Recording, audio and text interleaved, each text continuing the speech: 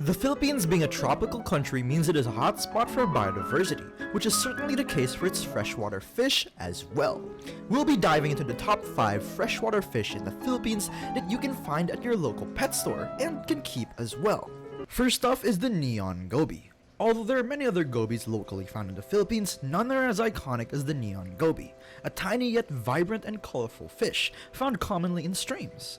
A bottom-dwelling algae eater that makes for an excellent cleanup fish, although they have been known to be territorial, so it's probably best to just keep in one. Unless you have a giant tank. They enjoy strong flow and places where they can graze for algae. They only grow about 2 inches and are very peaceful with other fish, good for your community tank.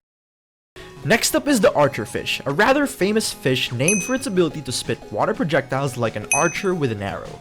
Their sleek shape and striking patterns along with a brushing yellow color make them an amazing fish to look at individually and in a school as well, which is generally recommended for them. Another unique fact about this fish is that it can live not only in fresh water, but brackish water as well, or salt water and fresh water combined, as well as simply salt water. They can grow up to 10 inches, so you do need a big tank for them. They're not known to be aggressive and can be kept in a community tank as well, as long as the fish aren't too small. Third on our list is the figure 8 pufferfish. Pufferfish in general are amazing fish with great personalities, and the simple coolness factor of a pufferfish is simply unbeatable. The fish gets its name from the distinctive 8-shaped pattern on its back along with the vibrant yellow color. It's safe to say that they are absolutely a treat to look at and are beautiful fish. They are also found in freshwater and brackish areas like mangroves or estuaries, and they can grow up to 3 inches and are semi-aggressive, which means they're best kept alone or maybe with fast fish. They will eat crabs or shrimp, so it's best to stay away from them when stocking your tank with the figure 8 puffer. Fourth on our list is the silverline mudskipper. Mudskippers are some of the most unique fish out there, and the silverline mudskipper is no exception. These little amphibious fish can walk on land and even jump really high using their strong pectoral fins. They get their name from the shiny silver stripe that runs along their body. Although there are many other mudskippers that are found in the Philippines, I chose the silverline mudskipper as it is a freshwater variant compared to others that may need brackish water. Growing up to 4 inches, these fish are surprisingly territorial with their own kind, as well as other fish. Their diet consists of small crustaceans, insects, and worms, making them excellent little hunters both in water and on land. The last one on our list is the half-beak. Half-beaks are fascinating surface-dwelling fish known for their unique elongated lower jaw. You can describe them as a mini gar.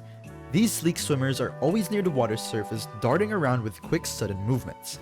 Growing up to 3 inches, these fish are semi-aggressive despite their small size, often competing with each other and other surface-dwelling species. They can be kept with tetras and other community fish that occupy more of the bottom to mid-dwelling area.